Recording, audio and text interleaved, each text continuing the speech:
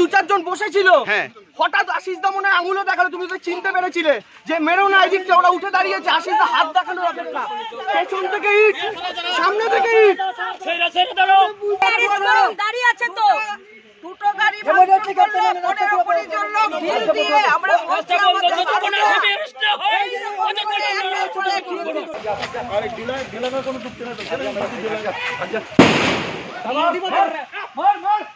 এদিকে মারা